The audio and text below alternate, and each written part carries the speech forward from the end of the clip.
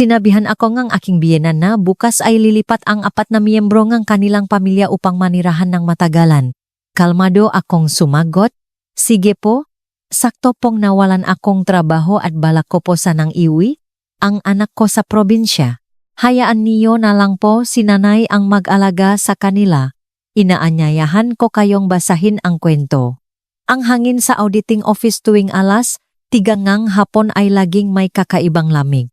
Ang patuloy na tunog ng keyboard at ang pagaluskos ng mga papeles ay tila isang symphony. Nakaupo ako sa harap ng computer screen, nakatitik sa balansang isang real estate corporation na nagpapakita ng maraming senyales ng irregularidad. Matagal nang lumamig ang kape sa aking tasa, may naiwan na manipis na kayumangging bilok sa gilid. Malapit na ang katapusan ng taon, at ang dami ng trabaho para sa isang senior auditor na tulad ko ay napakabigat na minsan. Ang paginga ay nagiging isang luho. Ang teleponong nakatagilit sa mesa ay biglang umuga. Ang sunod-sunod na ringtone ay sumira sa aking matinding konsentrasyon. Ang pangalang Nanay Bienan ay lumitaw sa screen, hudyat ng isang hindi gaanong kaaya-ayang pag-usap. Bahagya akong kumunot ang no.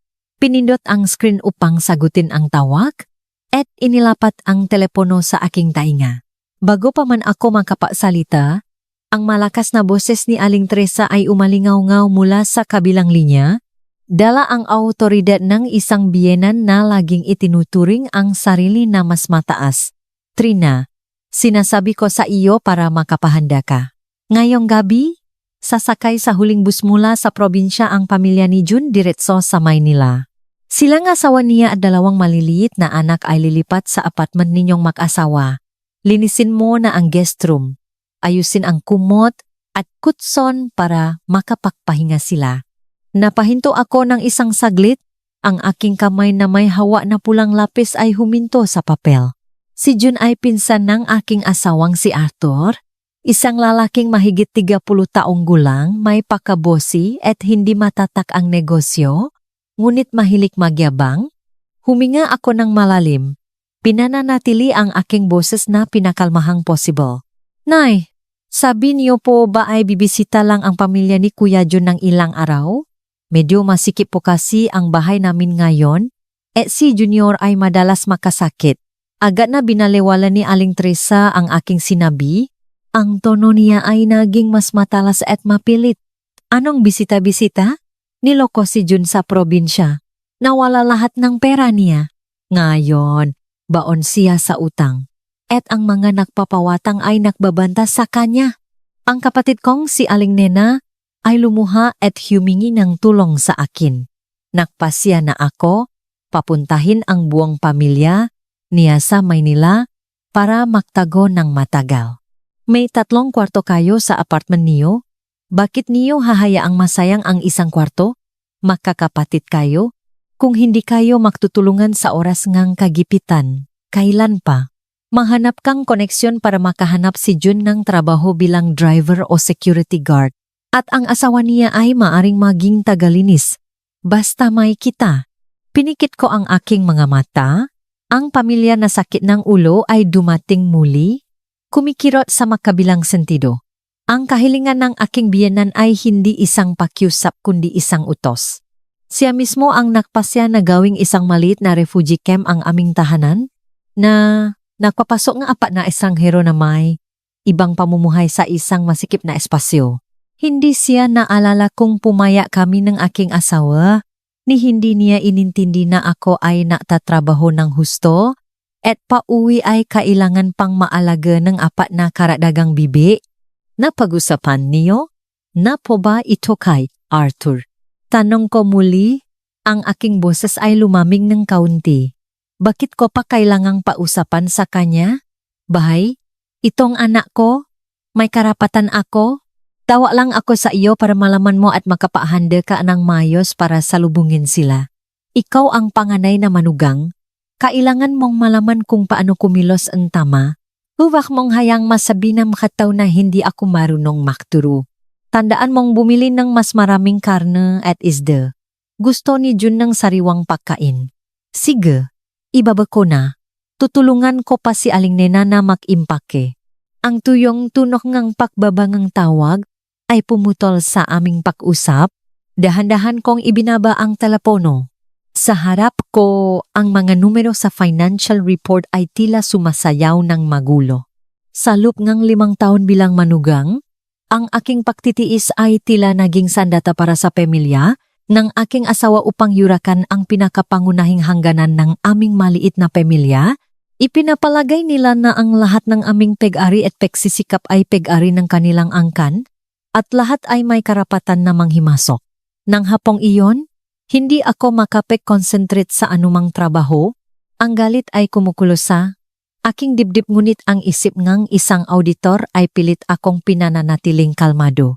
Naintindihan ko ang nga batas ng mga numero at ang limitasyon ng pakalugi. Kapag ang isang pamumuhunan ay patuloy na nakdudulot ng pakalugi, nang walang senyalas ng pagpapabuti, ang tanging paraan ay putulin agad ang pakalugi, anuman ang agarang sakit na idudulot nito.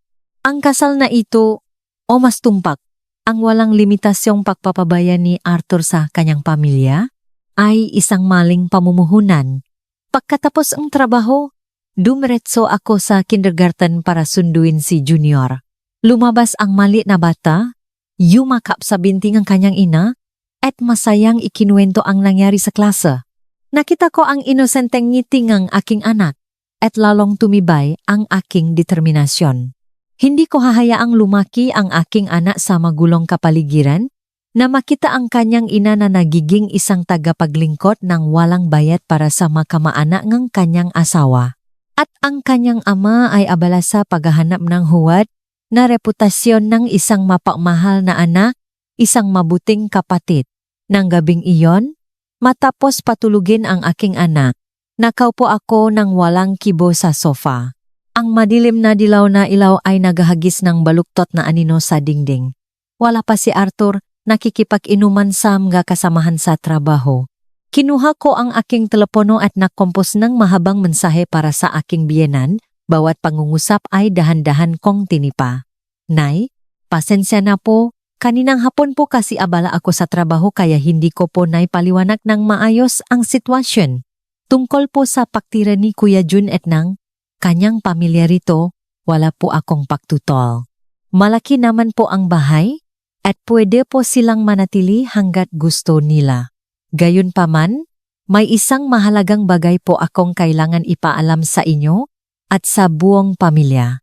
Ngayong umaga po kasi ay natanggap ko ang aking termination letter mula sa kumpanya dahil sa pagbabawas ang tauhan sa pagtatapos ang taon.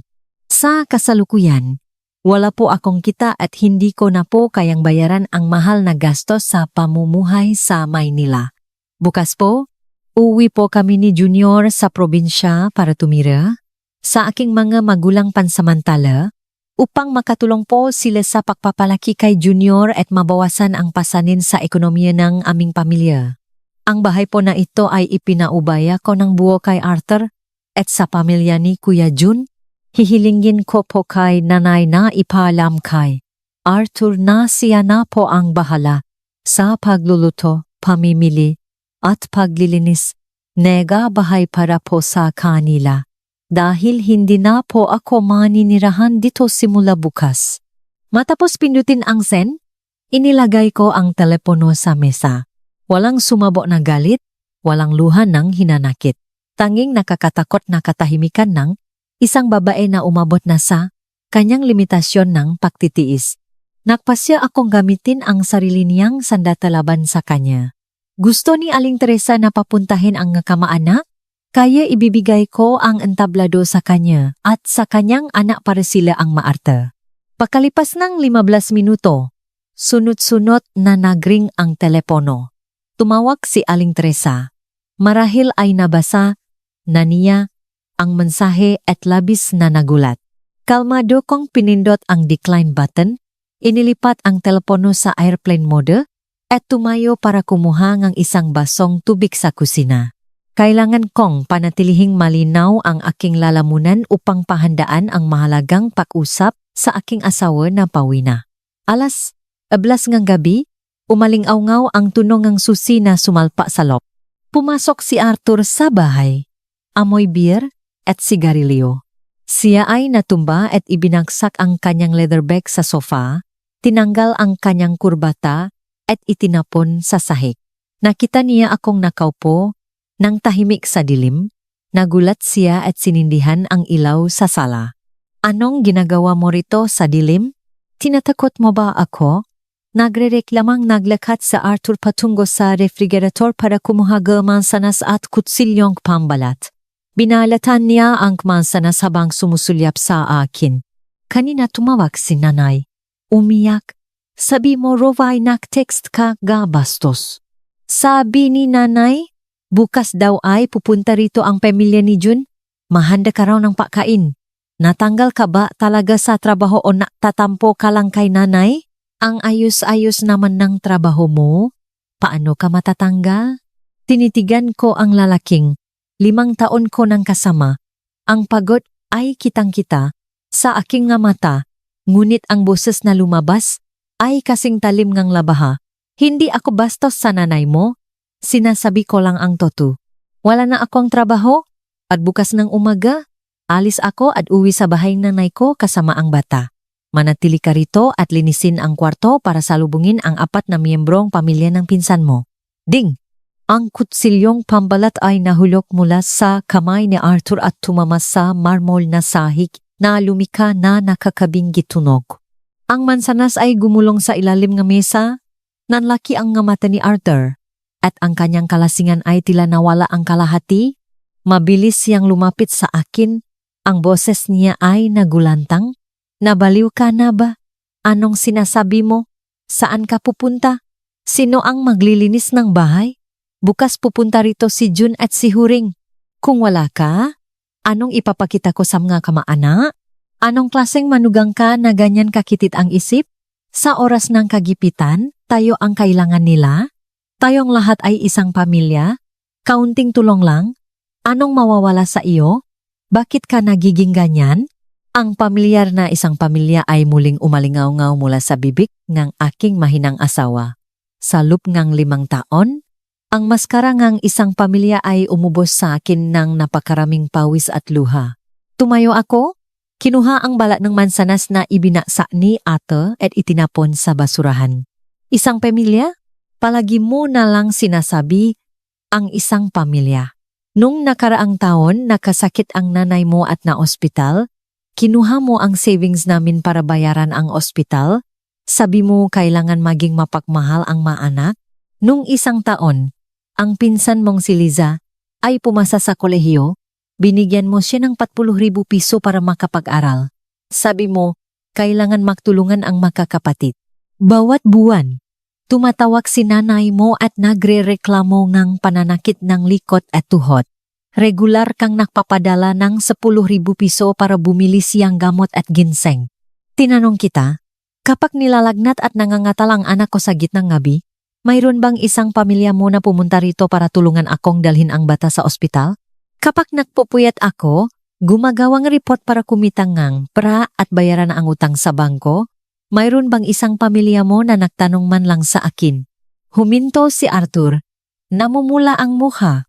Bumuka ang bibig niya para sumagot, ngunit hindi ko siya binigyan ng pagkakataong magsalita. Ngayon, ang pinsan mo ay baon sa utang? Handa kang gawing transit center ang masikip na apartment na ito para sa pagpapagaan ng kahirapan. Naisip mo ba kung gaano kaabala? Ang 4 na taon na maninirahan kasama ang ating pamilya?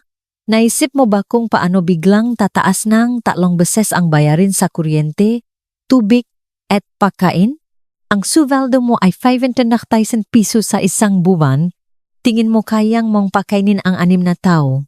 Kasama pa ang matrikulan ng anak mo at mayabang ka pa. Siya ay nakalangan na itinuro ang kanyang daliri sa aking mukha. Huwag kang maging masyadong detalyado na parang isang tindera. Si Jun ay pupunta rito para maghanap ng trabaho at kapag may trabaho na sila, lilipat sila. Magkakapatid tayo, sino ang maninirahan sa bahay mo habang buhay? Mapait akong ngumiti, isang ngiti ng punong kapaitan. Detalyado ako, dahil ako ang kumikita ng pera, ako ang napapasan ng bahay na ito kasama ka, pero simula bukas, hindi na. Ipinakilala mo ang iyong nga kamag-anak, Kaya uwi ako sa bahay ng nanay ko para suportahan ako ngang aking nga magulang. Ikaw mismo ang magluluto, maglilinis para sa kanila. Nagsimulang maunawaan ni Arthur ang pagiging seryoso ng problema. Ang aking determinadong salubin ay hindi katulad ng mga nakaraang pag-away.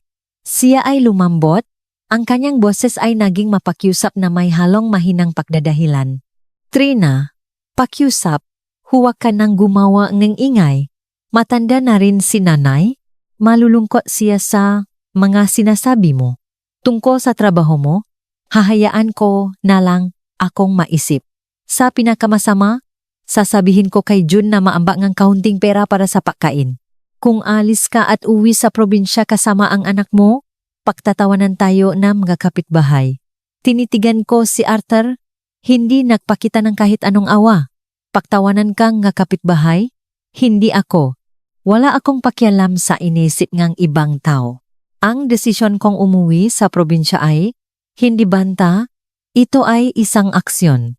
Pagkasabi nito, tumalikod ako at dumiretso sa kwarto ni Junior. Ang bata ay mahimbing na natutulog, yakap ang kanyang teddy bear. Marahan kong ginising ang aking anak. Si Junior ay gumalaw, binuksan ang kanyang malalaking mata at antok na tumingin sa akin.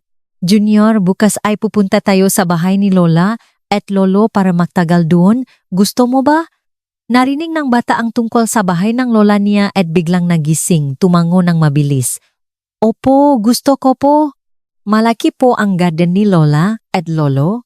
Maraming punong prutas. Iwiniyo na po ako kay Lola at Lolo. Nay, hinimas ko ang ulong aking anak.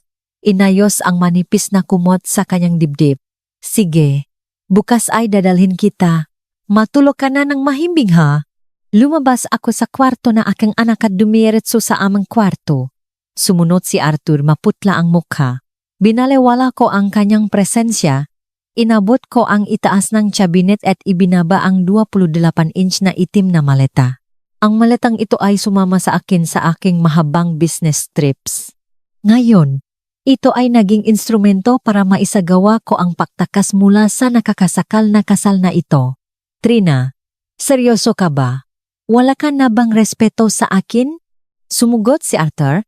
Mahigpit na hinawakan ang hawakan ng maleta. Pilit itong hinila. Marahas kong tinulak ang kanyang kamay.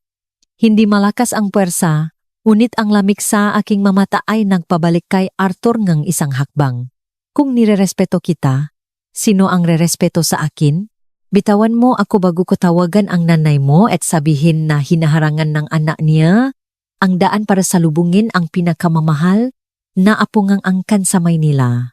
Hinila ko ang maleta sa gitna ngang kwarto, kinuha ang nga damit sa closet at sinimulan itong ayusin. Matagal akong tinitigan ni Arthur pagkatapos ay tinakpan ang kanyang mukha at lumabas sa balkonahe para manigarilyo. Ang kanyang kawalan ngang kakayahan sa sandaling ito ay lamang napapatunay sa kanyang duwak na kalikasan na hindi kayang ipagtanggol ang kanyang asawa at anak at umaasa lamang sa walang kabuluhang pangalan ng pamilya. Lumapit ako sa pinto, hinawakan ang doorknob at malakas na isinara. Ang malakas na tunog ng paksara ng pinto ay pumutol sa lahat ng walang pag-asang tingin ni Arthur at sabay na isinara ang hangganan sa pagitan ko at ng aking mahinang asawa. Sa loob ng tahimik na kwarto, sinimulan kong ilapat ang lohika at kalinawan ng isang auditor sa pag-ayos ng aking bagahe. Ang lahat ay isinagawa ng maayos at walang emosyon. Tulad ng pag-inventory ng maaset ng kumpanya para sa liquidation. Ibinuka ko ang maleta, maayos na tinupi ang bawat blusa, office dress, at casual wear ko sa isang tabi. Ang kabilang bahagi ay para sa magamit ni Junior, mula sa damit, boteng atas, gamot bilang paingat, hanggang sa ilang paboritong laruan ng bata. Walang kahit anong gamit ni Arthur na nakasama. Ganap kong inilayo ang espasyo ko at ng anak ko mula sa kanyang pag-iral. Habang nagtutuping damit, ang mga alaalangang manakaraang hangal na pagpapatawad ay bumalik at gumulo sa aking isip. Naalala ko ang isang weekend noong nakaraang taon. Buntis ako at naglakbay sa iba't ibang appliance store para bumili ng magandang refrigerator na ipapadala sa probinsya para sa pinsan ni Arthur. Ayon sa kahilingan ng aking biyenan, gamit ang sarili kong bonus. Naalala ko rin ang kahihiyan na kailangang humingi ng pabor sa mga kaibigan na nagtatrabaho sa Departamento ng Edukasyon para ayusin ang paglipat ng paaralan ng isang pamangkin sa panig ng aking asawa. At sa huli ay hindi man lang ako nakakuha ng maayos. Napasasalamat.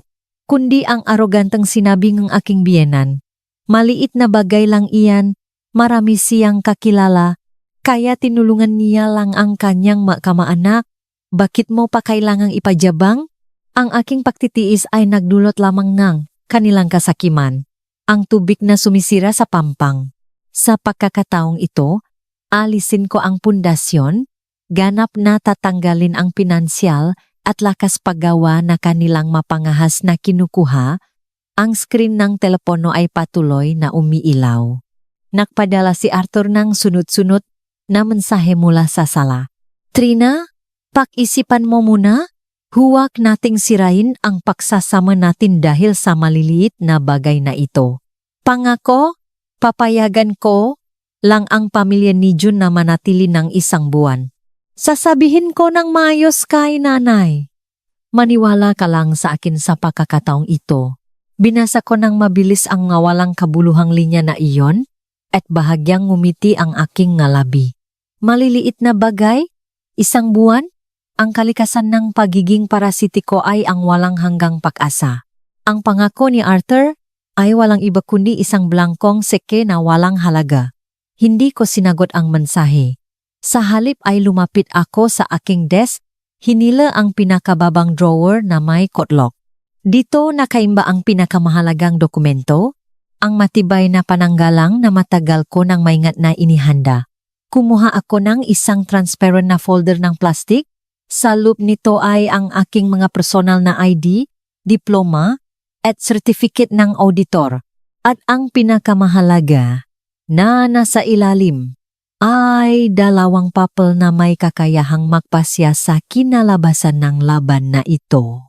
Ang unang papel ay isang kopya ng bank transfer at isang sulat kamay na resibo. Ito ang halagang 1.8 milyong piso na pinagsama-sama nga aking mga magulang at direktang ipinadala sa developer para sa down payment ng apartment na ito 6 na taon na ang nakalipas. Si Arthur noon ay nakambak lamang ng 200,000 piso mula sa kanyang maliit na iPhone. Ang pangalawa ay ang prenuptial agreement na ako mismo ang gumawa at ipinapirma kay Arthur sa harap ng abogado bago ang aming kasal. Nakasaad dito ang porsyento ng amba sa pagbili ng bahay at ang kaukulang karapatan sa pagmamayari kung magkaroon ng hidwaan sa diborsyo. Binuksan ko ang kamera ng aking telepono at kinunan ng malinaw ang lahat ng mga dokumentong ito, pagkatapos ay in-upload sa isang 2-layer encrypted cloud storage. Tapos na, isinilit ko ang folder sa lihim na drawer sa loob ng maleta. Panahon na upang mahanda para sa pinakamasamang sitwasyon. Hindi ko sila iwan ng anumang butas para makinabang. Ako ay isang auditor at alam ko kung paano ilagay ang bawat numero sa tamang lugar. Matapos ayusin ang lahat ng damit, ipinagpatuloy ko ang pagkolekta ng pinakamahalagang gamit sa bahay. Ang orihinal na birth certificate ni Junior, vaccination card at health insurance card ay maingat kong binalot sa isang water-resistant na bag. Kapag nagpasya ang isang babae na umalis sa bahay, huwag na huwag niyang kakalimutan ang anumang bagay na may kinalaman sa kanyang nga anak. Ang anumang maliit na pagkakamali ay maaring maging dahilan para pahirapan siya ang pamilya ang kanyang asawa sa hinaharap. Dahan-dahan akong lumakat patungo sa kwarto ang aking anak. Si Junior ay mahimbing pa rin na natutulog. Ang kanyang hininga ay regular na bumubula sa ilalim ng manipis na kumot. Umupo ako sa gilid ng kama, marahan na hinaplos ang ngabuho sa noo ng aking anak. Ang puso ang isang ina ay nanakit ng kaunti. Simula bukas, magbabago ang buhay ng aking anak. Hindi na siya gigising sa pamilyar na kwarto na ito. Yumuko ako at bumulong sa aking anak. Junior, bukas ay pupunta tayo para labanan ang mga halimaw, ha? Ang mahalimaw na tamad at halimaw na umaasa ay malapit ng kuhanin ng ating bahay. Kailangan nating pansamantalang lumikas upang makagawa ng isang mas matibay na kuta. Ikaw ang bayani ni nanay. Kailangan mong maging mabait at malakas, ha? Marahan na gumalaw ang bata. Ang kanyang bibig ay gumalaw-galaw na parang nananaginip ng masarap na pagkain. Ngumiti ako at inayos ang kumot para sa kanya. Pagkatapos ay bumalik sa aming kwarto. Eksaktong alas 12 ng hating gabi. Kinuha ko ang aking telepono at hinanap ang numero ngang isang 24,7 na moving truck service. Pakalipas ng ilang ring, isang antok na boses ng lalaki ang sumagot. Mabilis kong sinabi ang dami ng bagahe, 3 malalaking maleta, ilang kahon ng laruan at libro at itinakda ang oras. Nang pagdating ng truck sa lobby ng kondo, ay alas 8 ng umaga kinabukasan. Pagkatapos ng unang gawain, nagpatuloy ako sa pag-scroll sa aking contacts hanggang sa letrang M. Si May ay ang aking matalik na kaibigan noong kolehiyo at kasalukuyan ay isang kilalang abogado na dalubhasa sa mga kasoong diborsyo at property dispute sa lungsod. Alam kong nakakaistorbo ako sa pagtulog na aking kaibigan sa oras na ito, ngunit ang sitwasyon ay kailangan akong kumilos. Umalingangaw ang mahabang tunog ng telepono sa kabilang linya. Pagkatapos ay naksalita si May ng ganap na gising at matalas. Hindi mo ako tatawagan ng ganitong oras para lang maiyayan ng wine? Alam kong may malaking problema sa pamilya ng asawa mo, di ba? Isinalaysay ko ang buong pangyayari na naganap ng gabing iyon mula sa mapilit na tawa ni Aling Teresa sa aking desisyon na ipahaya ang pagkawala kong trabaho hanggang sa duwa na paugali ni Arthur.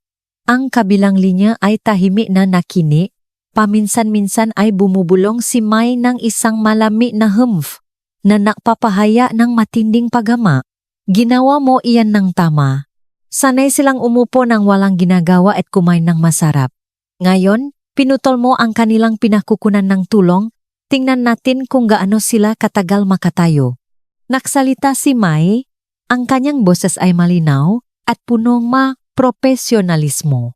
Tungkol sa legal na aspeto, pakinggan mo ako. Hawak mo ang patunay ngang bank transfer ngang milyon-milyong pera ngang iyong nga magulang. Mayroon ka ring malinaw na kasunduan sa ari-arian bago ang kasal. Mayroon kang malakas na kakayahang pinansyal, mabuting moralidad, at walang masamang bisyo. Kung si Arthur ay matigas, ang ulo at hindi magbabago, at gusto niyang dalhin kayo sa korte, ang iyong pagkakataong makuha ang karapatan sa pag-alaga ngang anak at ang malaking bahagi ngang ari-arian ay ganap. Bumuntong hininga akong maluwag. Sa papapatunay ni May, lalong tumibay ang aking pananggalang. Hindi ako madidiborsyo kaagad, sago ko. Gusto kong gamitin ang totoong buhay na ito para sampalin ng malakas ang ideya na kanyang pamilya na ang buong angkan ay dapat magsilbi sa kanilang kamaanak. Gusto kong maranasan mismo ni Arthur ang halaga ng pagiging mabait gamit ang pera ng kanyang asawa. Humalakak si May. Gusto ko ang iyong malamak na ulo. Minsan, kailangan ding enehemega abogado na matuto mula sa pag-isip, enehemega auditor. Ituloy mo lang. Kung kailangan mo ng separation agreement o property binding contract, sabihin mo lang sa akin. Gagawin ko ng libre para sa iyo. Pagkatapos ng tawag kay May, naramdaman ko ang isang agos lakas na tumakbo sa aking katawan. Ang laban na ito, hawak ko ang panalo. Inayos ko ang aking alarm clock, humiga sa kama, at mabilis na nakatulog, ang pinakamapayapa kong tulog sa loop ng 5 taon. Dahil alam kong hawak ko na muli ang kontrol sa aking buhay. Kabaliktaran ng aking buong tulog, sa labas ng sala ay isang gabing walang tulog at puno ng pagdurusa para kay Arthur. Pamansan-mansan, sa aking pagtulog, naririnig ko pa rin ang kaluskos na sinelas na naklalakat sa palikait na pinto na kwarto. Ang madalas na pagbuntong hininga, ang tunog ng lighter na patuloy na nagpapaliyab ng sigarilyo ay umaling-onggo. Nagbapanik si Arthur. Hindi niya naisip na ang isang babae na laging mapagtitiis at nagpapasan ng lahat ng gawain sa bahay na tulad ko ay maaring magpakita ng ganito katinding at mapagpasyang pakilos. Eksaktong alas, 6 umaga, nagring ang alarm clock. Nagising ako ng buo ang pag-isip. Mabilis akong nagsepilyo at nagilamos. Nagsuan ng mayos na office attire at nag-apply ng light makeup para may tago ang counting dark circle sa ilalim ng aking mga mata. Kailangan kong panatilihin ang aking pinakamayabang na tindig bago lumabas sa pintong ito. Pumunta ako sa kwarto ni Junior para gisingin siya. Bagamat antok pa ang bata, nang marinig niya ang kanyang ina na binabanggit ang tungkol sa paglaban sa mga halimaw, agad siyang sumunod at nagsimulang magsuot ng kanyang damit at sports shoes. Ailok ko ng mayos ang kwarto ng aking anak, hawa ang kamay ni Junior sa kaliwa, at hinila ang unang maleta mula sa kwarto gamit ang kanan. Paabukas ang pinto, ang bumungat sa akin ay ang pagod na itsura ni Arthur. Nakaupo siya sa sahi sa harap ng pinto, nakasandal sa dingding. Ang kanyang kamisa kahapon ay gusot, ang kanyang buhok ay magulo, ang kanyang nga mata ay namumula dahil sa kakulangan sa tulog at pag-aalala. Sa paanan niya ay isang ashtray na puno nga upos ngang sigarilyo.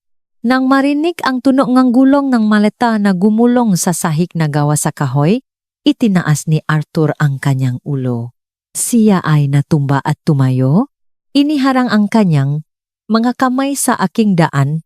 Trina, huwag kang umalis. Pinaisipan ko na ng mabuti kagabi. Nakamali ako, ganap akong nakamali. Tatawagan ko si nanay at sasabihin ko sa kanya na pigilan ang pamilya ni June na pumunta rito. Manatili ka sa bahay, huwag mong dalhin ang anak natin kahit saan. Mabilis na sinabi ni Arthur, ang boses niya ay naging magaspang. Ngunit alam ko, ang pangako sa takot na mawala ang suporta ay madalas na walang tunay na halaga. Kung madali lang sanang talikuran ni nanay ang kanyang plano, hindi siya magiging si Aling Teresa na may autoridad. At kung mayroon siyang sapat na lakas upang pigilan ang kanyang ina, ginawa na sana niya iyon kahapon ng hapon at hindi naghintay hanggang sa umagang ito nang makita niyang malapit nang umalis ang kanyang asawa. Itulak ko ang aking bagahe sa isang tabi. Tiningnan siya ng walang anumang emosyon. Masyado ng huli, Arthur.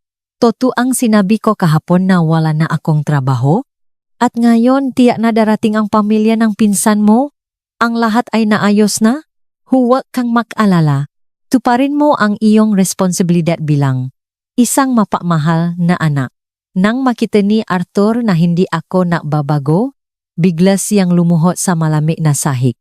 Isang lalaking may taas na 1,075 metro na laging ipinagmamalaki ang kanyang autoridad bilang magiging pinunong pamilya, ngayon ay lumuhod sa harap ng kanyang asawa upang magmakaawa na manatili siya. Pakiusap, kahit anong gusto mo, gagawin ko. Luluhod ako at sasambahin ka, huwag mo lang kunin ang ating anak. Nang makita ni Junio ang kanyang ama na nakaluhod, natakot siya at yumakap sa aking binti. Hinila ko ang aking anak sa likod ko. Ang boses ko ay sapat lang para marinig ngunit kasing lamig ng yelo. Ang pagluhod na ito ay hindi makalulutas ng anumang problema. Arthur, lalo lang nitong gagawing mura ang ating kasal. Ang isang lalaking may tunay na lakas ay dapat tumayo ng tuwid at harapin ang kahihinatnan ng kanyang sariling kahinaan. Umalis ka sa daan para sa amin ng anak ko. Humakbang ako pasulong. Ginamit ang aking lakas upang itulak si Arthur sa isang tabi.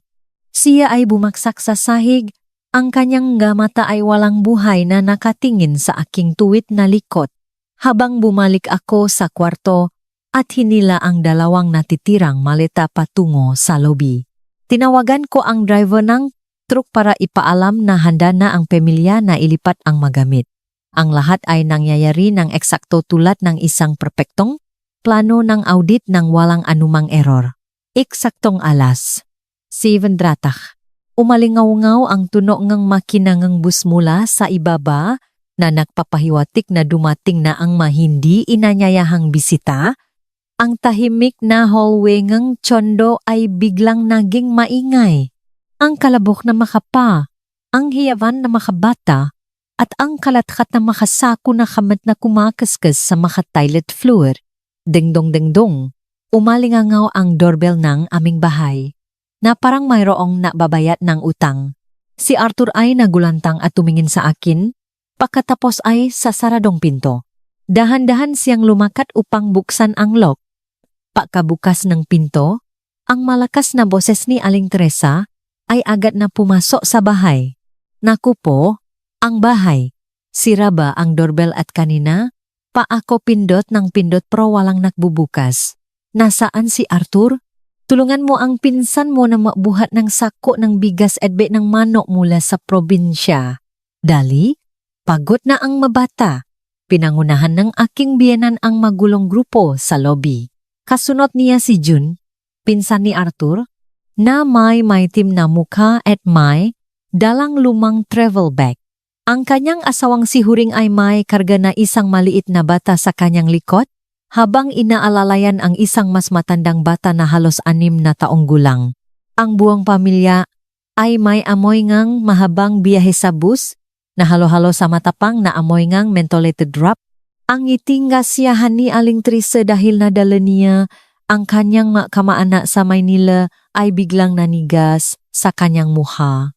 Ang bumungat sa kanya ay hindi isang masunuring manugang na naglabas-eng, tubig at sa para salubungin sila, kundi ako kasama si Junior na nakatayo sa tabiing 3 malalaking maleta, mayos na nakasalansan sa gitnang gahanan.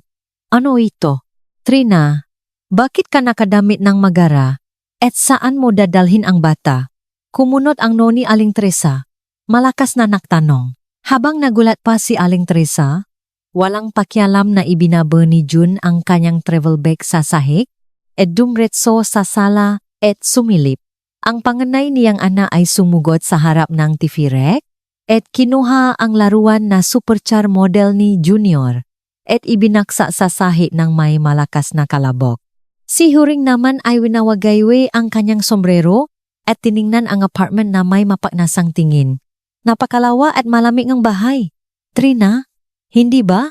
Ang sala ay kasing laki ngang aming bakuran sa probinsya na pinatatapunan ng palay. Kaya, saang kwarto niyo ipapatira ang pamilya namin? Sa bandang timok para malamig. Ha? Madalas pawisin ang anak ko. Ang kanilang pagiging natural na walang modo ay hindi na pagalit sa akin, sa halip ay nakaramdam ako ngang paktawa. Humakbang ako pasulong, hinarangan ang paningin ni Aling Teresa at malakas na sumagot sa napakagalang na tono, Aba, nanay, kumusta po? Kuya at ate, siguro po pagod kayo sa mahabang biyahe. Ang kwarto po, mamili na lang po kayo. May 3 kwarto po ang bahay. Kahit saan po gusto ninyo. Kasi po, simula ngayon, hindi na po kami rito nakatira na anak ko. Ipinaubaya na po namin ang buong espasyo para sa malaking pamilya ninyo na malayang manirahan.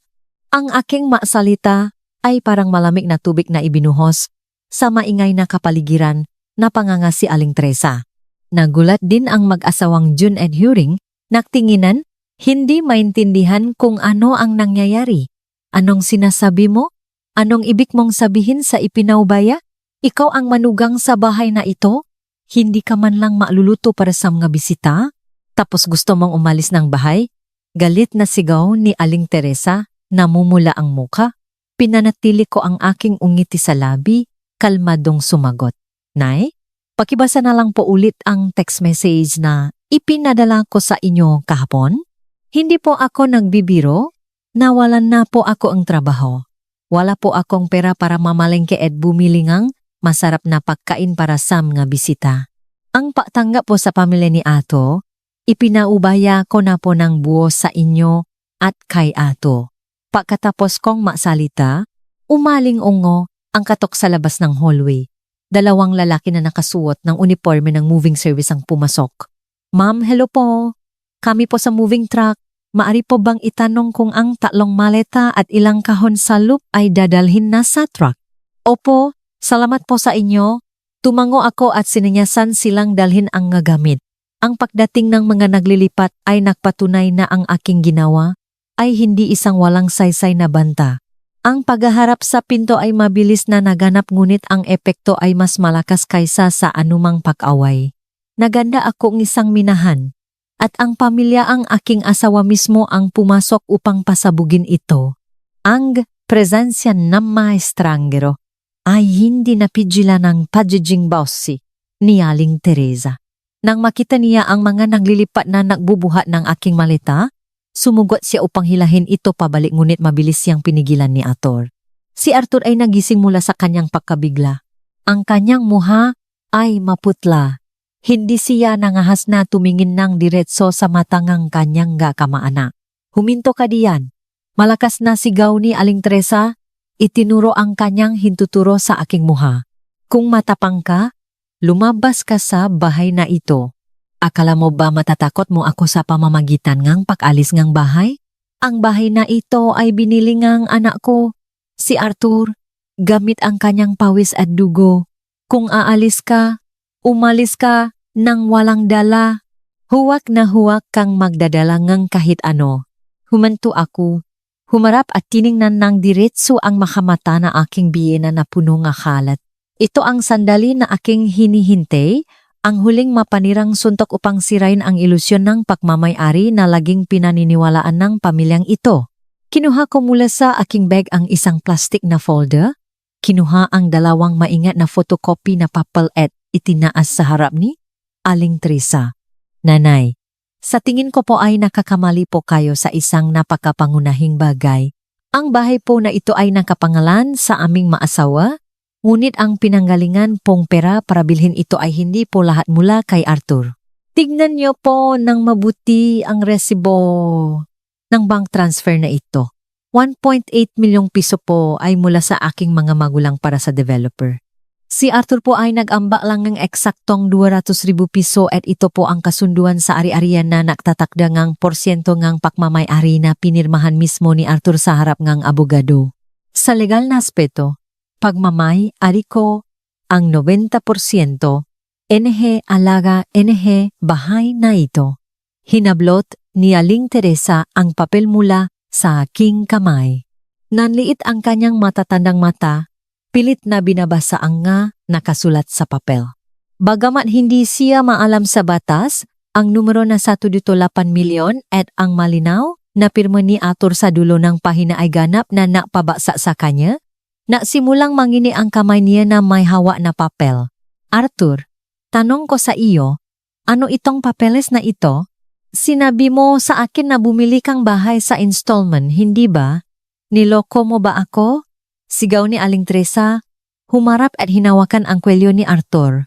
Yumuko si Arthur mahinang sinabi, opo, nagbayad po ko sa installment pero ang initial down payment po ay mula sa pamilya ng asawa ko. Natatakot po akong magtampo kaya hindi ko po sinabi ang toto. Ang paglantat ng hubat na katotohanan ay nagpatumba kay Aling Teresa pabalik. Sa loop ng maraming taon, laging ipinagmamalaki niya sa buwang angkan na ang kanyang anak ay matalino, nakabili ng bahay sa Maynila at nakapag-asawa. Laging ginagamit niya ang awtoridad ng isang ina na may anak na nakabili ng ari-arian upang pahirapan ako. Pinipilit akong sumunod sa kanyang mangga kamag-anak ng walang kondisyon. Ngayon, ang huwat na awtoridad na iyon ay gumuho sa harap ng buong pamilya ng pinsan ni Arthur. Ang mag-asawang June at Huring ay nakasiksik sa sulok ng dingding na may halatang pag-alinlangan at pagkabigla sa kanilang mga mukha. Dumating sila rito na may peg-asa na makikinabang sa kayamanan ng kanilang pinsan. Hindi nila inaasahan na aksidente silang mapatpat sa isang lugar ng labanan at ang pinsan na iyon ay isa lamang umupa sa bahay ng kanyang asawa. Ang kapaligiran sa sala ay naging nakakasakal na halos hindi na makahinga. Ibinalik ko ang folder sa aking bag. Ang aking boses ay kalmado pa rin ngunit napakatalas. Nanay, nakita niyo na. Hindi ako umalis dahil sa takot kundi dahil sa paggalang ko sa desisyon ninyo na tulungan ang makamag-anak. Kayo at si Arthur ay malayang gumamit ngang 90% ngang bahay ko para sa kawanggawa. Hindi ako maniningil ngang upa. Bahagya akong ngumiti. Isang ngitingan tagumpay ngang 1 taon na naglatak na ngang bitak at nahuli ang biktima. Panahon na upang tapusin ang laban bago ako lumabas sa digmaang ito. Bago ako lumabas sa pinto, sinundot ko ang hilid ni haking bag Kinuha ang isang malinaw na nakalimbak na A4 na papel. Ang itim na tinta ay kapansin-pansin sa puting papel. Dahan-dahan akong lumakat sa harap ngang gulat na mukha ngang mag-asawang pinsan at inilagay ang papel sa ibabaw ngang kabinet sa tabi mismo ngang pasukan. Ano pa ito? Mahinang tanong na aking biyenan. Ang pagmamalaki kanina ay tuluyang nawala. Aba, ito po ang listahan ng minimum na gastos sa pamumuhay ng ating pamilya sa Maynila bawat buwan. Itinuro ko ang bawat item sa papel. Bayarin sa condo management, 2,000 piso. Bayarin sa kuryente at tubig sa tag, init, hindi bababa sa 3,000 piso. Health insurance at life insurance para sa buong pamilya, petnized, niche piso. Ang pangunahing gastos sa pagkain at pamumuhay para sa 3 tao dati ay 15,000 piso, kaya ang kabuang halaga ay higit sa 40,000 piso, hindi pa kasama ang iba pang gastos. Huminto ako ng isang saglit, sumulyap kay Arthur na namutla sa tabi ko. Sinabi ko na po sa inyo na wala na akong trabaho. Simula ngayong buwan, ang lahat pong malaking gastos na ito ay ipinaubaya ko na kay Arthur. Ang sweldo po ni Arthur ay 25,000 piso. Ngayon, kailangan niyang pakainin ang 4 na karagdagang bibi ng pamilya ni June, 6 na tao sa kabuuan. Kayo po ni Arthur ay magsikap na magtipid at maging matalino para makaraos. Alis na po ako. Nakihintay na po ang truck sa basement. Natapos ako sa pasasalita, mahigpit na hinawakan ang mali na kamay ni Junior. Napakabait ng bata, hindi umiyak o natakot sa maingay na tao. Kumaway si Junior sa kanyang lola at ama. Pagkatapos, ay tumalon-talon na sumunod sa akin palabas ng hallway. Sa likod ng bahagyang nakasara na pinto, narinig ko ang malakas na sigaw ng aking biyenan. Ganap siyang bumagsak sa harap ngang malupit na katotohanan nga numero. Isang tao na buong buhay na nanirahan sa probinsya, gumagastos gamit ang pawis at dugo na kinita ang kanyang manugang, ngayon ay kailangan harapin ang matinding hamon ngang buhay sa malaking lungsot at kailangan pang magpasan ng isang malaking pamilya na umaasa. Pagkatapos ay sumabog ang boses ni Arthur, isang pagsabo na pinigil sa loop ng maraming taon. Nanay, ano po ang ginawa niyo? Ginawa niyo po ang bahay na ito na maging ganito. Masaya na po ba kayo? Saan po ako kukuha ng 40,000 piso bawat buwan para pakainin ang napakaraming tao? Pinatay niyo po ako. Umalingaw-ngaw ang tunok ng gagamit na inihagis kasama ang hiyawan ng mga bata sa sala. Pumasok ako sa elevator. Pinindot ang button papunta sa basement. Dahan-dahang naksara ang pintong elevator. Kinukulong ang lahat ng kaguluhan, ang mapait na pag-away sa likod. Ang puso ko ay kakaibang tahimik, walang kalungkutan, walang pag-alinlangan. Alam ko kung ano ang ginagawa ko. Hindi ako tumatakas sa kasal na ito. Gumagamit lang ako ng shock therapy upang muling itatag ang hangganan na nasira. Dinala ko si Junior sa sasakyan, maingat na sinigurado ang kanyang seatbelt. Umandar ang sasakyan. Iniwan ang marangyang condo complex na puno ng mga mapangamong alaala. Nagsimula na ang paglilinis.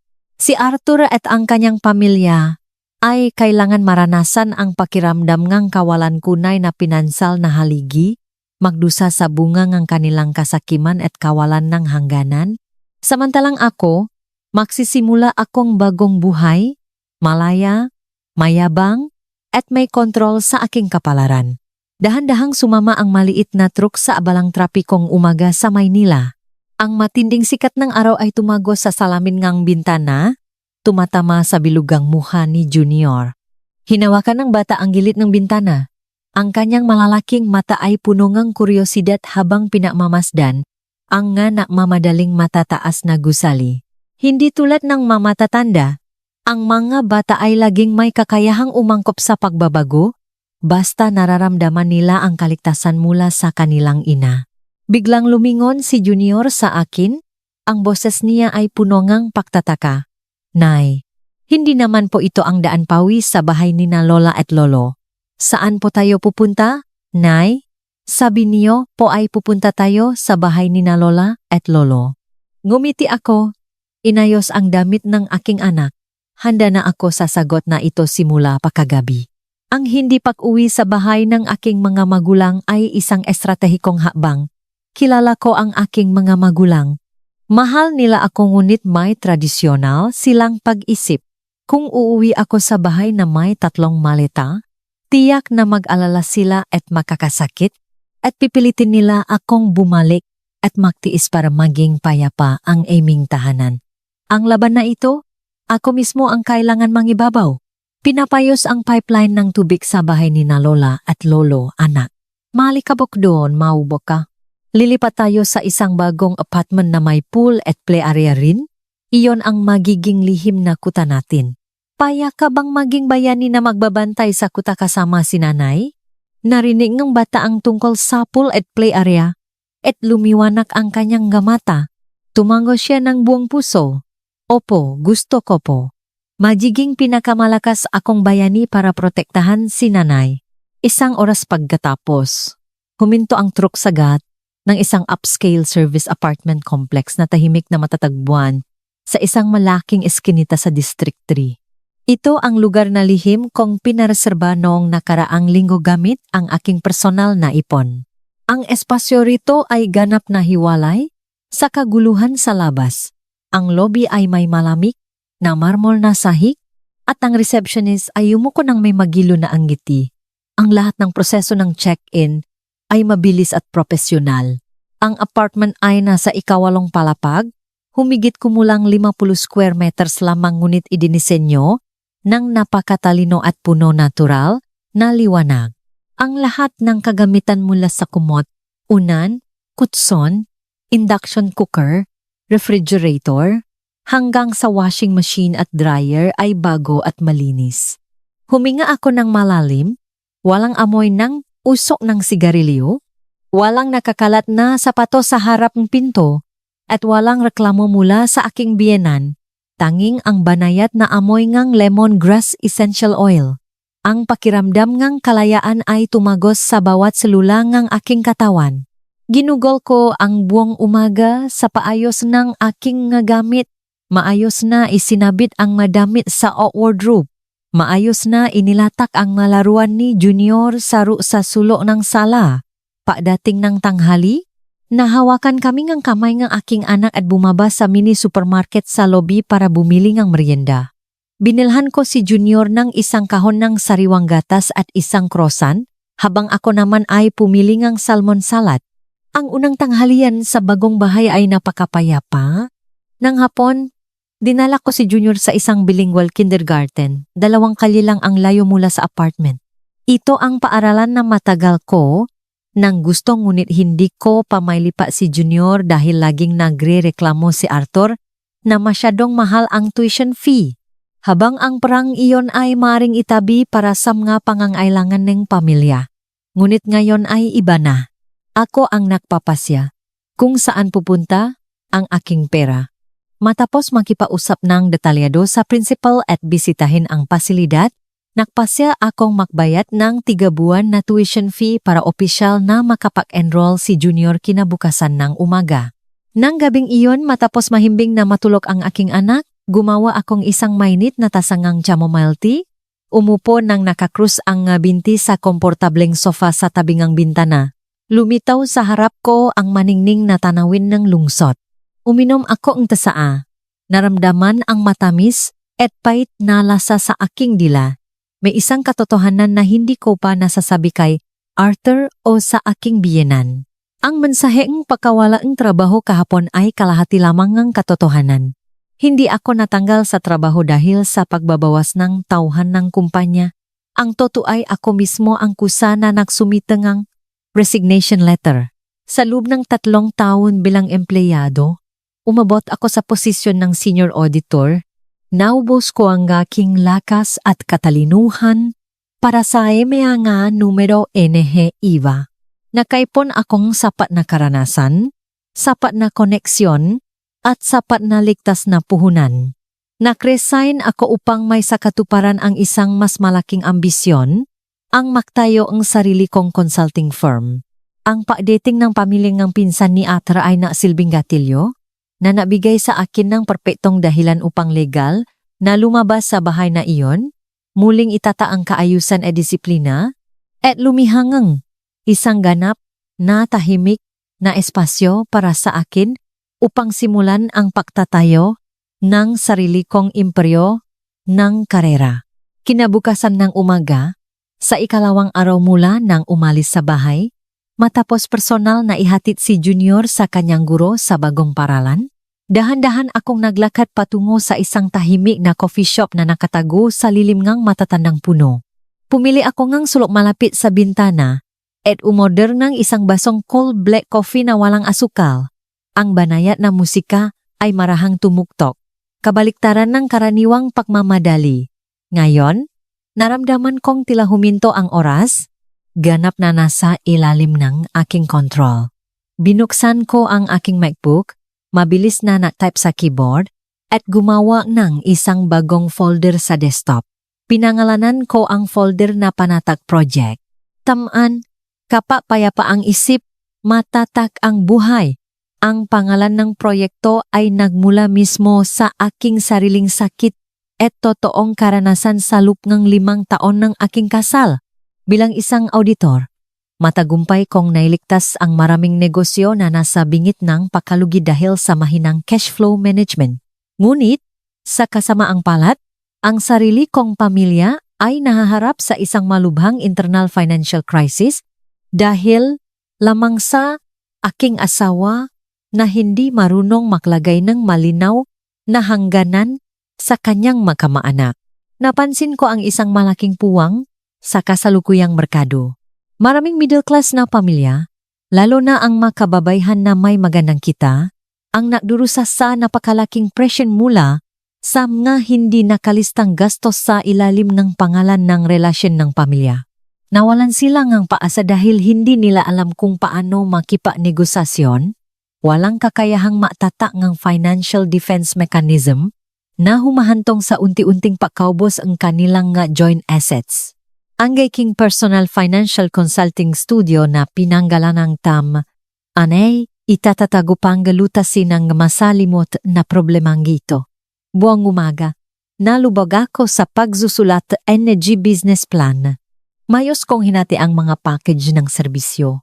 Ang unang package ay ang pagpapayo sa muling pagsasayos nga ari-arian ng pamilya na tumutulong sa mga kliyente na matukoy ang magagastos na nagliliyak at makatuwirang putulin ang mga ito. Ang ikalawang package ay ang paggawa ng isang set ng mga patakaran para sa pamamahalangang cash flow bago at sa panahon ng kasal na tinitiyak ang transparency at pagiging patas para sa mag-asawa. Ang ikatlong package ay ang solusyon para sa ligtas na pag-ipon at pamumuhunan ng idle capital. Ang matinding pagkahumaling at konsentrasyon ay nakpalingot sa akin na makalimot sa gutom. Bawat linya bawat chart ng projected cash flow at kita ay aking kinumpleto ng lubos na detalyado. Sinamantala ko ang aking network ng madating kliyente na mga business directors na laging nangangailangan ng payo sa personal asset management. Iwalay sa assets ng kumpanya kung makakakuha lang akong 3 VIP clients sa unang buwan, opisyal nang magiging break-even ang tamaan at magsisimulang kumita.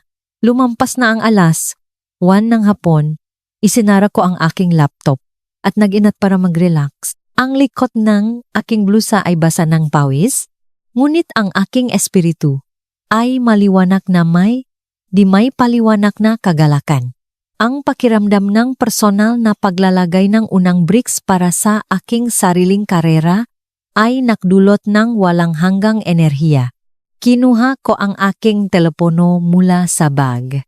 Mula nang umalis ako sa bahay kahapon, bumili ako ng bagong SIM card na espesyal na gagamitin para sa mga kontak sa trabaho at pagrehistro ng serbisyo sa paralan para kay Junior. Ang lumang SIM card na may 4 na makakatula na numero ay dati kong katuwang. Ngayon, inilagay ko ito sa isang lumang backup na telepono at isinara ang lahat ng ringtone at vibrate mode. Sigurado akong si Arthur at Aling Teresa ay nabubuhay sa gitna ng matinding kaguluhan sa oras na ito. Sigurado silang ginagawa ang lahat para makipag-ugnayan sa akin. Ang sinumang mahinang babae ay magiging curious na malaman kung paano nilulutas ng pamilya ng kanyang asawa ang problema at magbubukas pa ngang telepono para basahin ang mga mensahe upang masiyahan sa kanyang pagiging masaya. Ngunit hindi ako. Ako ang nakokontrol sa laro. Ang pagputol ngang lahat ng komunikasyon ay hindi lamang para sa akin upang mag-concentrate sa trabaho kundi isang brutal na psikolohikal na parusa para kay Arthur. Ang mga tao ay madalas na hindi pinahahalagahan ang kanilang hawak hanggang sa mawala ito sa kanila. Gusto kong harapin ni Arthur ang magulong bahay, ang mamahaling bayarin sa pamumuhay, ang ingay at walang katapusang kasakiman ng pamilyang kanyang pinsan. Kailangan niyang maranasan ng lubos ang halaga ng pagiging mahina. Kailangan niyang lumangoy mismo sa kaguluhan na siya mismo ang nakdulot. Kapag umabot sa rurok ang sakit, makakaroon lamang ng pagkakataong umusbong ang pagising. Ibinaksak ko ang lumang telepono sa ilalim ng aking bag, tumayo, nakbayat ng bill, at lumabas sa kalye upang salubungin ang malamig na hangin ng hapon sa Maynila. Mabilis na lumipas ang oras, hanggang sa ikatlong araw mula, nang magsimula ang paghihiwalay. Naglaan ako ang oras para magmotorsiklo papunta sa Quezon City, para bisitahin ang aking mga magulang. Hindi ako nagdala ng bagahe at pinayuhan ko si Junior na huwag sabihin na kami ay naninirahan sa bagong bahay. Gumawa ako ng perpektong dahilan na naglalakbay si Arthur sa ibang probinsya sa loob ng 1 linggo. Habang ako naman ay nasa transition period ng trabaho, kay sinamantala ko na dalhin ang aking apo para maghapunan kasama ang aking mga magulang. Nakaupo sa mainit na hapag-kainan ng pamilya, nakita kong kinukuha ni tatay ang isang piraso ng pinatuyong isda at inilalagay sa aking plato. Biglang nanakit ang aking mga mata. Ang pamilya ng aking nga magulang ay laging ang pinakapayapang daungan. Nirerespeto nila ako at lahang binibayan ng espasyo para ako mismo ang makapasya sa aking buhay. Pagkatapos kumain, gumawa akong isang tasangang kapeng barako at umupo para kausapin si tatay sa sala. Nakpasya akong sabihin sa kanya ang bahagingang katotohanan tungkol sa paktirangang pamilyang pinsan ni Arthur at ang pag-alis ko bilang pagtutol. Tahimik na nakini si tatay mula simula hanggang dulo. Ang tabako sa kanyang kamay ay maliwanag na pula. Naglabas siya ng makapal na puting usok, dahan-dahang naksalita. Binigyan ka namin ng para makabiling ng bahay para makaroon ka ng ligtas na tirahan. Hindi para magbigay ng walang kabuluhang kawanggawa. Ang paggawa mo sa sitwasyon ay matigas. Sinusuportahan kita. Ang isang babae ay dapat malambot sa tamang panahon ngunit matigas sa tamang lugar. Hayaan mo si Arthur ang maglinis ng gulo sa bahay niya. Kapag alam niya nang pumunta rito at humingi ng tawad sa iyong mamagulang ng maayos. Sa oras na iyon, pag-isipan mo ulit. Tandaan na pangalagaan ang iyong kalusugan. Kung kinukulang ka sa pera, sabihin mo lang sa iyong mga magulang. Ang paghihikayat ng aking ama ay parang isang matatak na pampalakas ng puso. Yumakap ako sa kanyang payat na balikat. Naramdaman kong napakaswerte ko na mayroon akong ganoong matatak na suporta. Pag-uwi sa service apartment ng gabing iyon, matapos matulog ang aking anak, nagpasya akong kunin ang lumang telepono mula sa aking bag. Pagbukas ko ng screen, sunod-sunod na lumitaw ang mga notification. 12 ng missed calls at isang mahabang listahan ng mga text messages mula kay Arthur. Gumawa akong gisang basong mainit na gatas, kalmadong umupo sa sofa at binuksan ang bawat mensahe na parang nag-analisa ng isang psychological behavioral report. Sa unang araw, ang mga mensahe ay puno ng pagiging irritable at pagsisisi. Trina, huwag kang maging masyadong. Saan ka man napunta, umuwi ka agad at magluto. Napakagulo ng bahay. Hindi ko alam kung saan mo inilagay ang magagamit. Galit na galit si nanay. Bilang isang manugang na umalis ng bahay ganito, huhusgahan kang nga tao. Dali, iwi mo na ang bata. Nangangga ko akong sasabihin ko kay Jun na tulungan kang maglinis. Bahagya akong ngumiti. Sa unang araw ay mayroon pa rin siyang pag-isip ngang pagiging superior. Iniisip pa rin niya na ang aking kawalan ay isang pagtatampo lang ng isang babay. Nainis siya dahil marumi ang bahay ngunit hindi niya pa rin napapansin ang pangunahing pagkakamali. Sa ikalawang araw, ang tono sa mga mensahe ay nagsimulang lumipat sa pagkabalisa at pagrereklamo tungkol sa pera. Nasaan ka? Sagutin mo ang telepono. Diyos ko, patawarin mo ako. Ngayong umaga, nagbayad kami ng kuryente at tubig ng 2,000 piso. Ngayong hapon, humingi ng 50,000 piso si June para maging partner sa isang snail restaurant kasama ang isang kakilala dito. Saan ako kukuhang pera? Pinipilit ako ni nanay na umutang sa credit. Malapit na akong mabalif. Kinuha mo ba ang ATM card ng bahay? Magpadala ka ng 10,000 piso para sa pagkain. Napakagulo ng dalawang anak ni June. Nasira nila ang kristal base sa sala. Napapagod na ako. Ito ang epekto na gusto ko. Ang kurtina ng isang pamilya ay napunit na nagpapakita ng hubad na kalikasan ng pagiging parasitiko. Nang sarahan ang kayamanan mula sa kanyang asawa, ang financial pressure ay bumigat sa balikat ni Arthur na hindi niya kayang panatilihin ang kanyang walang kabuluhang pagmamataas. Pagdating ng ikatlong araw, ang lahat ng pagmamataas ay napawi. Sa halip ay desperasyon at paggamit ng kalusugan bilang dahilan. Trina, pakiusap. Iligtas mo ako. May sakit na si nanay at nakahiga dahil sa galit. Paano mo naman hahayaan ang iyong biyenan na makasakit ng hindi inaalagaan? Mabait ba si Junior? Miss na miss ko na ang anak ko. Hindi ko na kayang tiisin ang bahay na ito na parang basurahan. Ibigay mo sa akin ang address. Susunduin ko kayong dalawa ngang anak ko. Susundin ko ang lahat ng sasabihin mo. Matapos basahin ang huling mensahe, isinara ko ang screen ng telepono. Ang puso ko ay walang anumang awa. Alam kong hindi maluba ang sakit ni Aling Teresa hanggang sa puntong nakahiga siya. Ginagamit lang niya ang kanyang pamilya na taktika ng pakdrama dahil napaktanto niya na nawalan na siya ng ganap na kontrol. Habang si Arthur, hindi masyadong namimiss ang kanyang asawa at anak, ngunit mas nagnanais na may magligtas sa kanya mula sa pagpapahirap ng sarili niyang kamaanak. Sapat na ang antas ng parusa na iyon upang basagin ang kanyang pagiging matigas ang ulo. Panahon na para lumabas ako at magtatangang bagong kaayusan, isang kaayusan sa pangalangang batas at kalinawan.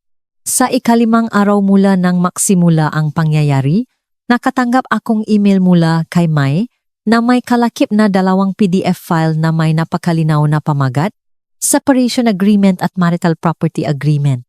I-download ko ito at maingat na binasa ang bawat probisyon. Bawat tuldok at kuwit na inihanda ng pinakamatalino na divorce lawyer sa lungsod. Napakahusay ng ginawa ni Mae. Ang lahat ng hangganan sa pananalapi ay maingat na bakuran, walang butas. Ikinalabas ko ang computer sa mini printer sa kwarto. Inilimbak ang 2 kopya na dokumento sa papel at ang amoy ng tinta ay pumasok sa aking ilong na nagdulot ng pakiramdam ng kapangyarihan at katiyakan. Isinilit ko ang mga kontrata sa isang eleganteng leather folder. Panahon na upang tapusin ang laro ng taguan, kinuha ko ang lumang telepono at nag-compose ng isang mensahe lamang para kay Arthur. Alas, 3 ngayong hapon, sa All Soul Cafe sa Roxas Bluff. Mag-isa ka lang, huwag kang magdadala ng kahit sino. Wala pang 5 segundo, lumitaw sa screen ang nabasa na, kasama ang isang maikli at mabilis na tugon. Alam ko, maaga akong darating. Eksaktong alas 2:50 ng hapon, itinulak ko ang pinto at pumasok sa Old Soul Cafe. Ang espasyong cafe ay may matinding retro style na may madilim na kahoy na mesa at malabo na dilaw na ilaw. Pumili akong sulok sa ikalawang palapak at umorder ng isang basong lotus tea para lumamig. Pakalipas ng ilang minuto, umaling-aungaw ang mabibigat na yabak sa kahoy na hagdanan. Lumitaw si Arthur.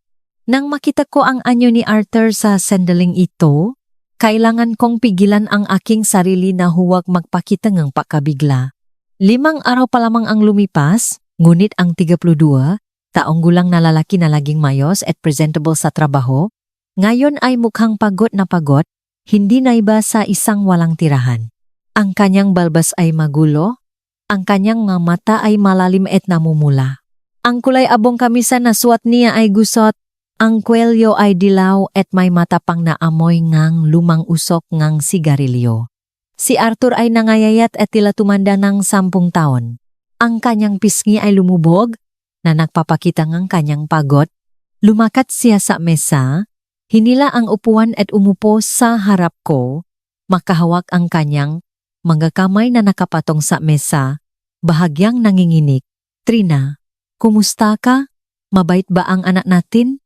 Ang boses ni Arthur ay magaspang at hirap, tulad ng isang taong kagagaling lang sa matinding sakit. Bahagya akong tumango, ang aking tindig ay kalmado at malayo. Mayos kami ngang anak ko. Ikaw naman ay mukhang hindi mayos. Siguro ang pamilya ni Arthur ay masaya at maingay nitong nga nakaraang araw. Hindi ba? Nang binanggit ko ang pamilya ni Arthur, agad na nakbago ang kanyang mukha. Mula sa maputla ay naging namumula at punong put. Si Arthur ay parang isang dam na sobrang karga. Nagsimulang umalingaw-ngaw ang lahat ng pinigil na pagdurusa sa loop ng maaraw na iyon. Huwag mo na akong insultuhin, Trina. Halos mamatay na ako sa loop ngang 5 araw na ito. Hindi iyon bahay. Iyon ay impyerno. Kinamot ni ate ang kanyang ulo. Ang kanyang boses ay naging garalgal dahil sa hinanakit. Kinain nila ang lahat. Wala silang iniwan. Ang refrigerator na punong binili mong pagkain, kinain nila lahat sa loob ngang 2 araw. Ang 2 anak ni June ay ginami ang makapen para sulatan ang dingding ng sala. At si Huring siya mismo ang pumasok sa kwarto natin, kinuha ang mamahaling moisturizer mo at nilagay sa buong katawan niya, sabi niya ay para sa chafing. Patuloy akong nakini ng tahimik, dahan-dahang uminom ng saa. Ang lahat ng pangyayari ay hindi lumabas sa aking mga hula. Ang kawalan ng malay nga taong sanay na umasa ay magpapababa ng pagtitiis ng sinuman. Lumunok si Arthur. Ipinagpatuloy ang kwento na may mukhang gulat. Ngunit ang pinakamasama ay kagabi, lasing si June, inilabas ang kanyang nga papeles ng utang at pinilit akong umutang sa bangko ngang 200,000 piso para bayaran ang kanyang utang. Sabi niya ay mayroon akong bahay sa Maynila, kaya dapat kong gamitin ang titulo ang lupa para iligtas ang aming pamilya. Umiyak si nanay at sumama sa kanya, pinilit akong pumirma sa mga papeles ng utang. Tumanggi ako at sinigawan ako ni June at balak akong saktan. Kumunot ang noo ko. Sa wakas ay umabot na sa klimaks ang drama. Kaya, ano ang ginawa mo? O sumuko ka na naman? Itinaas ni Arthur ang kanyang ulo. Ang kanyang nga mata ay napakita ng bihirang determinasyon. Hindi sinira ko ang TV sa sala. Sinigawan ko sila na sila mismo ang sumira sa kasal namin. Pinalayas ang asawa at anak ko sa bahay. Ngayong umaga, nag-leave ako sa trabaho. Dumiretso sa bangko at inilabas ang lahat ng 150,000 piso ng aking Black Fund savings. Ibinato ko ang pera sa mukha ni June, pinalayas ang 4 na tao sa bus terminal at pinilit silang umuwi kaagad sa probinsya. Huminga ng malalim si Arthur, ang kanyang boses ay bumaba na may matinding pagod. Nag-away din kami ng malala ni nanay. Sinabi ko sa kanya na kung gusto niya pa ring alagaan ang pamilya ni June, dalhin niya ang kanyang nga gamit at manirahan sa probinsya kasama sila. Hindi ko na kayang pagsilbihan siya at ang makamag-anak ng isa pang araw. Umiyak si nanay, sinigawan ako ng walang utang na loop, tapos isinara niya ang pinto sa kwarto niya buong araw ngayon. Trina, takot na ako sa bahay na iyon. Bumalik ka na at iligtas ang pamilyang ito, pakiusap. Tinitigan ko ang nga na mamakaawang mata ni Arthur. Napakita siyang isang reaksyon na isang pambirang habang na nangahas na pagalitan ang kanyang makamag-anak at kausapin ang kanyang sariling ina, ngunit hindi pa rin sapat iyon. Ang pagtutol na iyon ay nakmula sa labis na pasanin at hindi pagganap na pagising ngang kamalayan sa mga hangganan. Kinuha ko ang leather folder mula sa aking bag, inilagay sa mesa at dahan-dahang itinulak kay Arthur. Napakagaling mo sa pagtatanggol sa iyong espasyo.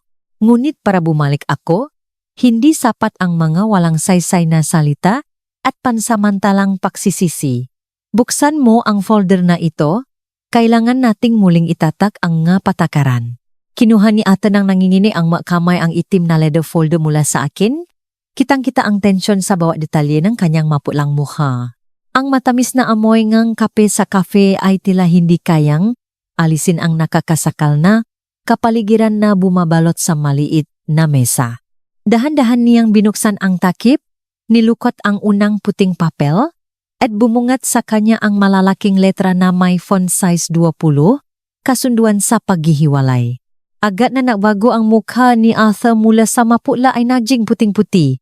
Nalaki ang kanyang mamata, tulala na nakatiti sa pamagat na parang nakakakita nga hatol ng kamatayan. Itinaas niya ang kanyang ulo, ang boses niya ay naging garalgal at may halong matinding pagkataranta. Trina, alis ka ba talaga sa akin? Pinapalayas ko na ang pamilya ni June, hindi ba? Alam ko na ang aking pagkakamali. Anong ibig mong sabihin sa separation paper na ito? Balak mo bang mag-file ng diborsyo sa korte? Ang matinding reaksyon ni ate ay ganap na ayon sa aking hula. Kabaliktaran ng pagkabigla ng aking asawa. Inabot ko ang tasang lotus tea at dahan-dahang uminom. Naramdaman ang lamig na dumaloy sa aking lalamunan bago ako nagsalita. Kumalma ka at basahin mo ng mabuti ang pamagat ng pangalawang papel. Mabilis na ibinalik ni Arthur ang susunod na pahina. Ang kanyang kamay ay nangingini na nagluko sa gilid ng puting papel. Sa pagkakataong ito, ang pamagat ay kasunduan sa ari-arian sa panahon ng kasal. Kumibot ang labi ni Arthur, tinitigan niya ako ng mukhang naguguluhan. Hindi maintindihan ang tunay na intensyon ng babaeng nakaupo sa harap niya. Ibinaba ko ang tasangang taa, pinaksalikop ang aking mga daliri, at mahinahon na ipinaliwanag sa pare-parehong tono ng isang tao na naglalahat ng isang plano para sa muling pagsasayos ng kumpanya. Hindi ito divorce paper, Arthur. Ito ay isang legal na instrumento upang protektahan ang kinabukasan ng ating sariling pamilya. Sa loob ng 5 taon, paulit-ulit mong ginamit ang salitang isang pamilya upang ipagtanggol ang pagkuha ng pera at pagsisikap ng iyong ina at mga kamaanak mula sa ating mga asawa. Ang pakalabo na iyon ang nakdulot ng kasalukuyang sitwasyon. Kaya't ipinagawa ko sa abogado ang set ng nga patakaran na ito. Ituring mo ito bilang isang konstitusyon ng pamilya upang muling itata ang disiplina. Paulit-ulit na kumurap si Arthur, pilit na nako-concentrate sa mga nakasulat sa pahina. Hindi ko siya hinayaan na mag-isip ng kung ano-ano at direktang itinuro ang pinakamahalagang bahagi ng kasunduan. Tingnan mo ang clause number 3. Simula ngayon, ang kitang ng bawat isa ay kanya-kanya. Ang pondo ng pamilya ay muling itatatak. Bawat buwan, may obligasyon kang mag-ambag ng 15,000 piso sa joint account para sa gasto sa pamumuhay, kuryente, tubig, at tuition fee ni Junior. Ang natitirang kita mo, may karapatan kang gastusin ng malaya. Gayunpaman, may isang hangganan na hindi dapat lampasan. Ang anumang halaga ng subsidyo, utang, o regalo sa mga kamaanak na makabilang panig o sinumang ikatlong partido na lumampas sa 15,000 piso ay kinakailangan ng nakasulat na pahintulot na makabilang asawa. Kung kusa kang mangangako at maglalabas ng pera nang hindi sa akin dumadaan, ang halagang iyon ay ituturing na iyong personal na utang at kailangan mong gamitin ang iyong sariling pera upang bayaran ito. Binigyang diin ko ang bawat salita, tinitiyak na walang anumang pakalito na mangyayari. Ang prosesong pagkuhang pondo ng pamilya ngayon ay magiging transparent, tulad ng isang corporate charter na may panukala, pagsusuri at pag-apruba. Walang keemosyon o kapatiran na mananaig sa lohika at walang pagbibigay na pera dahil sa takot na masaktan ang biyenan. Ang kalinawan na ito ang tanging prerequisite para pumayag akong bumalik sa bahay na iyon. Tahimik na nakaupo si Arthur. Ang kanyang mamata ay nakatiti sa mga pahina na natatade nga hangganan sa ari-arian ng napakadetalyado at mahigpit. Dati, ang lahat ng aking kita ay nakatuon sa pag-aalaga ng bahay, pakbili ng gagamit, habang ang kanyang suweldo ay malayang ginagamit para sa kanyang ina at pagtulong sa mga kamag-anak. Ngayon, ang kasunduan na ito ay parang isang gintong headband na mahigpit na nakakandado sa kanyang walang disiplinang kalayaan sa pananalapi at ganap na naktatanggal ng kanyang kakayahang magpakitang gilas dahil sa kanyang pagmamataas. Ang lahat ng nakatagong kapangyarihan na kinikinabangan ng kanyang pamilya mula sa kasal na ito ay aking hinadlangan gamit ang pinakamatitigas na legal na probisyon. Ang espasyo ng kafe ay tila bumaba. Ang simponiya ay tumuktok ngang bawat nota. Hindi makapapawi ngang padurusa sa loop kang lalaking nakaupo sa harap ko. Ibinasa ni Arthur ang kasunduan sa mesa at marahas na hinaplos ang kanyang payat na mukha. Ang pagiging makalumang pag-isip ng isang lalaki na may tradisyonal na pag-isip mula sa probinsya ay nagsimulang sumiklap sa isang mahinang pagtutol. Trina, hindi ba ito masyadong malupit? Magaspang nasabi ni Arthur, pilit na humahawa sa huling piraso ngang sentimental na dahilan. Tayo ay mag-asawa makasama sa isang kama na bubuhay sa pagmamahal at katapatan. Ngayon, sa kaunting pralang, sa pagtulong sa mga kamaanak, kailangan pang gumawa ngang kontrata, magpaalam sa isa't isa na parang mga business partners. Hindi ba ito parang sampal sa mukha ko? Hindi ba ito parang sinasabi na hindi ako karapat-dapat na maging pinuno ng pamilyang ito? Tumawa ako, isang malamig na ngiti na naglalaman ng lahat ng paghama para sa tinatawag niyang pagmamahal at katapatan na kakasabi niya lang. Lumapit ako, tiningnan ng diretso ang mamata ni Arthur. Bawat salita ay kasing talim ng kutsilyo ng siruhano. Pagmamahal at katapatan, binuksan mo ang iyong bibig at nagsalita tungkol sa pagmamahal at katapatan. Kaya ipaliwanag mo sa akin kung ang pagmamahal at katapatan na iyon ay makapagbabayad ng gatas ng anak mo. Makakabili ba ng health insurance kapag nagkasakit ang anak mo? Ang pagmamahal at katapatan ng iyong pamilya ay ang basta na lang magdala ng 4 na bibig at sirain ang bahay na ito, ilagay ang mamahaling moisturizer ko sa buong katawan, at pilitin kang isanla ang titulong lupa at umutang ang 200,000 piso. Ang pagmamahal at katapatan ng nay mo ay ang pagpapabaya sa mga kamag-anak na pahirapan ang iyong asawa at anak para lang masatisfy ang reputasyon niya bilang isang mapabigay na inasaangkan. Bumuka ang bibig ni Arthur para sumagot, ngunit tila nasamit ang nasalita sa kanyang lalamunan. Hindi ko siya binigyan ng pagkakataong huminga. Patuloy kong inatake ang kanyang mahinang pagdadahilan. Sabi mo ay tinuturing kitang business partner. Tama? Ang kasal sa esensya ay ang pinakamalaking business partnership sa buhay ng isang tao. 2 tao ang nakamba ng puhunan, naktutulungan upang bumuo ng isang tahanan. Ngunit ang aking partner, paano na? Sumama ka sa iyong pamilya at ginawa ang kasal na ito na isang goldmine upang makakuha ng ari-arian sa ilalim ng pangalan ng relasyon ng pamilya. Ako ay isang auditor. Ang aking trabaho ay pigilan ang pagkawalan ng cash flow. Hindi ka marunong tumanggi sa nanay mo. Hindi mo kayang protektahan ang ari-arian ng iyong asawa at anak. Kaya hayaan ang batas at ang nakasulat na kasunduan ang maging hadlang para sa iyo. Sumandal ako sa upuan. Pinagsalikop ang aking mga kamay sa aking dibdib, ang aking boses ay naging matigas at mapagpasiyahan. Mayroon ka lang 2 pagpipilian. Una, pirmahan mo ang kasunduan sa ari-arian na ito. Pupunitin ko ang separation paper at babalik ako kasama ang bata. Magsisimula tayo muli na may malinaw na hangganan. Pangalawa, hindi ka pipirma at patuloy kang mabubuhay sa iyong huwad na pagmamataas. Bukas, hihilingin ko kay Attorney Mai na direktang mag-file ng unilateral divorce sa korte. Sa patunay ngang milyon-milyong pera na ginamit ng aking mga magulang para bilhin ang bahay at ang kasalukuyan mong sitwasyon ng kita, alam mo kung sino ang aalis ng walang dala. Ang desisyon ngayon ay nasa iyo na. Ang lubos na katahimikan ay bumalot sa maliit na mesa. Natahimik si Arthur. Ang kanyang nga mata ay tulala na humarap sa malupit na katotohanan. Napatanto niya na wala na siyang anumang bentahe para makipagtawaran. Ang balat ng kanyang pagiging patriarka ay napunit na naglalantat ng isang hubat na realidad. Nang walang tulong pinansyal mula sa kanyang asawa, hindi niya kayang panatilihin ang kanyang buhay sa lungsod at lalo pa, hindi niya kayang gampanan ang papel ng isang mabuting kapatid sa harap ng kanyang angkan. Lumipas ang 10 minuto, tila walang katapusan.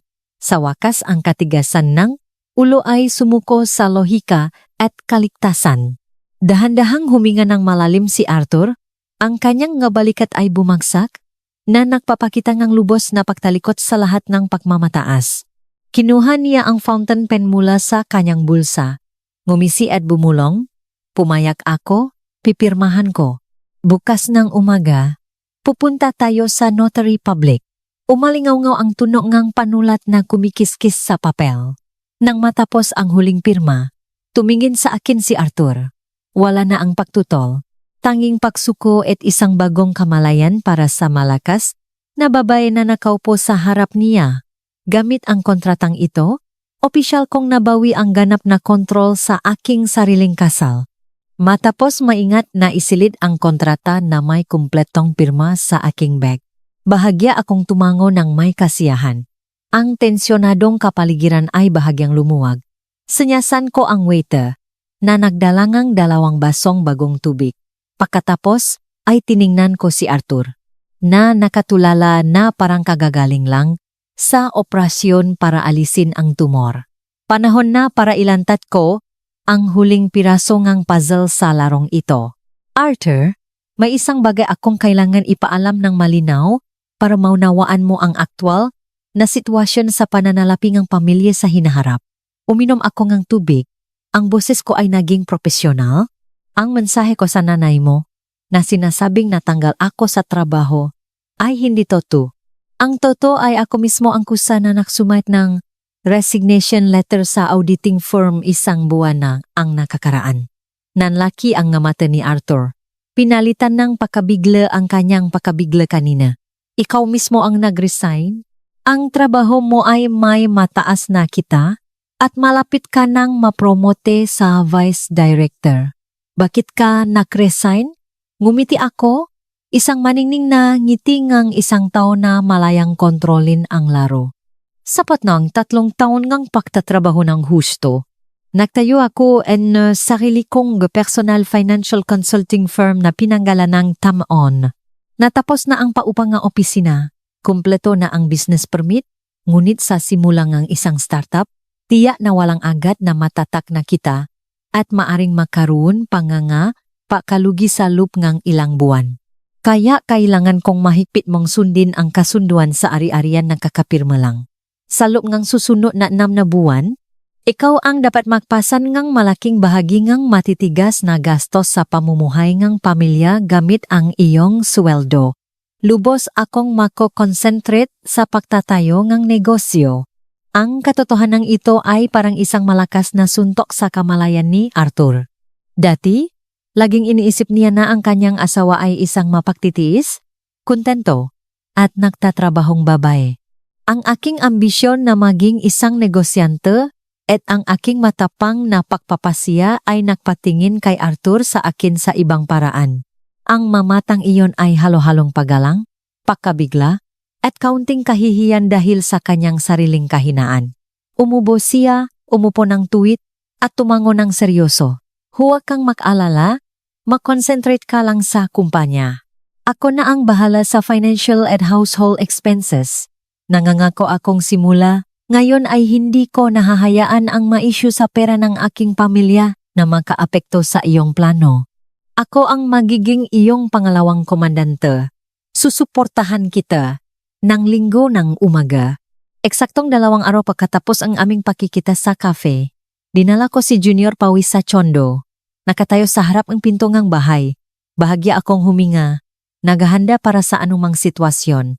Ngunit nang buusan ni Arthur Ang pinto para salubungin kami, isang kakaibang tanawin ang bumunga sa aking mga mata.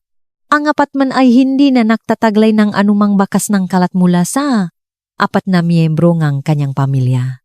Ang sahig na gawa sa kahoy ay malinis na pinunasan na nagre-reflect ng liwanag mula sa balkonahe. Ang maunan sa sofa ay maayos na nakasalansan. Ang amoy ng usok ng sigarilyo at ang matapang na amoy ng mentholated rub ay nawala. Sa halip ay may banayad na amoy ng lemongrass floor cleaner at isang florera ng sariwang bulaklak na nakalagay sa dining table. Nakasuot si Arthur ng light blue apron, hawak ang basahan at ngumiti ng masigla. Yumuko at binuhat si Junior. Inikot siya na nagpatawa sa bata. Maligayang pagdating sa kuta. Mabayani. Malinis na ang lahat. Wala ng alikabok na halimaw. Yumakap si Junior sa alik ng kanyang ama at hinalikan siya ng malakas.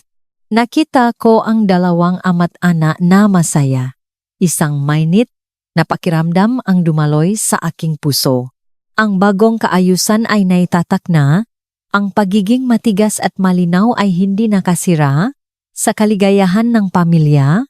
Sa halip, nilinis nito ang nakakalason na basura na nagbibigay ng isang malusog, magalang, at tunay na pantay na espasyo nga pamumuhay. Ang labanan ay natapos sa frontline ng aking asawa. Ngunit mayroon parang huling karakter na kailangang hanap na lutasan.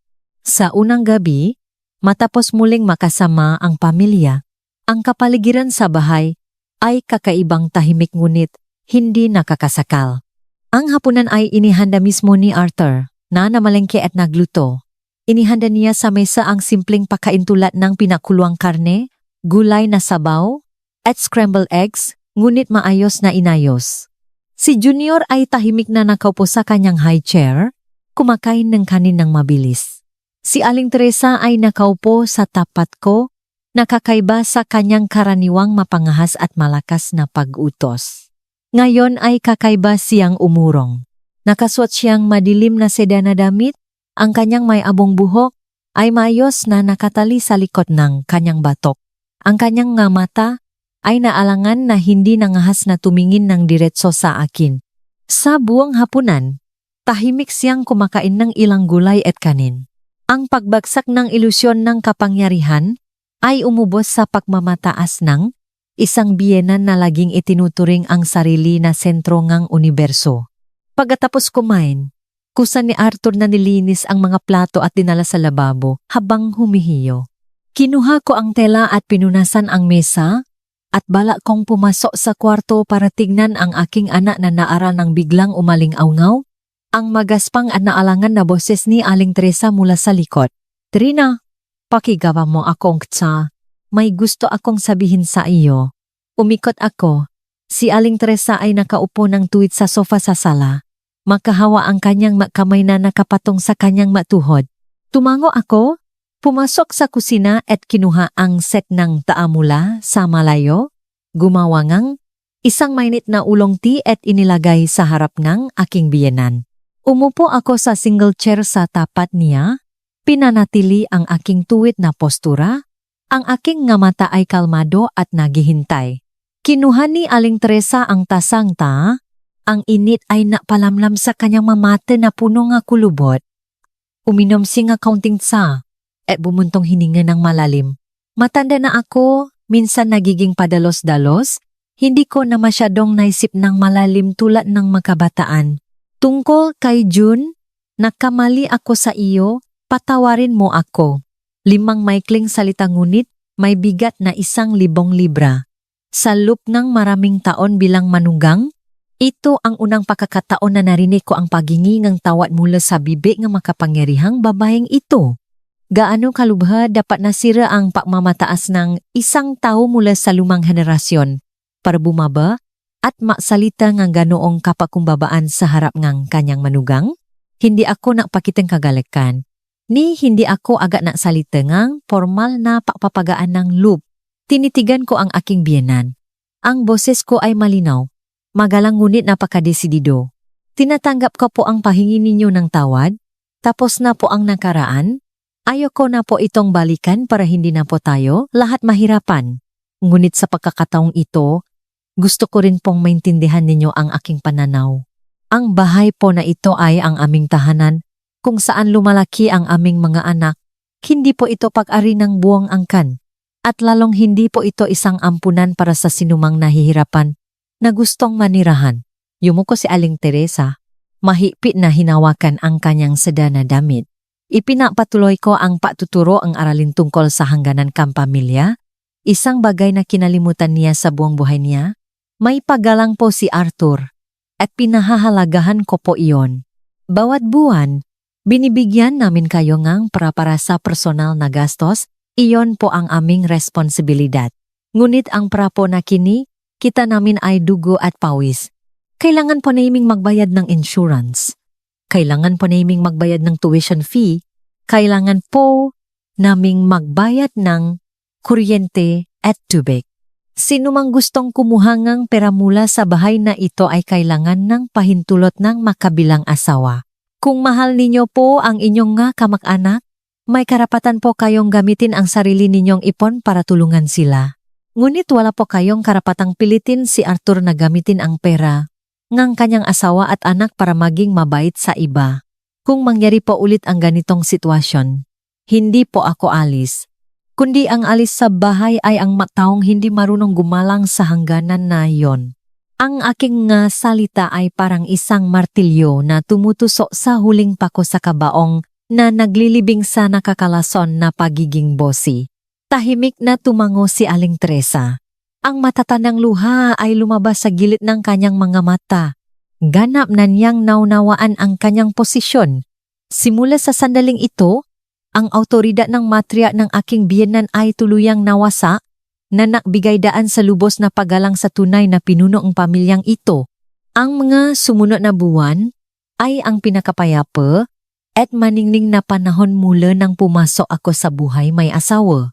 Ang bagyo na dulot ng pamilya ng pinsan ni Arthur ay naging isang mapait na gamot na ganap na gumaling sa kahinaan at peasa ni Arthur. Ang pagbabago ni Arthur ay napakaganda na minsan ay akala ko ay nakatira ako kasama ng ibang lalaki. Tuwing umaga ay hindi na siya natutulog, naghihintay nagisingin ng asawa para ipagluto ng almusal. Sa halip, nagset si Arthur ngang alarm clock ng alas 6. Nagja-jogging sa parke ngang 30 minuto at pagkatapos ay dumadaan sa palengke para bumili ngang sariwang pagkain. Ang light blue apron ay naging kanyang inseparable item tuwing hapon pagkatapos ng trabaho. Alam niya sa puso ang presyo ng beef, presyo ng gulay. Alam niya kung paano makipagtawaran sa mga nagtitinda ng isda sa palengke. At ang pinaka-espesyal ay kung paano makipag-ugnayan si Arthur kay Junior. Hindi na siya nagdadahilan na abala para iwasan ang pag-alaga ng bata. Tuwing habipak katapos na hapunan, ang ama ay naklalabas na kruk sa sala, naktutupi na leho, nakbabasa na comics, o naklalaro ng mainhay. Ang mamate ni ate ay puno ng paggalang at pamamalaki para sa kanyang asawa at anak. Ganap na nagbago ang komunikasyon sa pagitan ng mag-asawa. Hindi na kami naaway dahil sa mga walang kabuluhang gastos.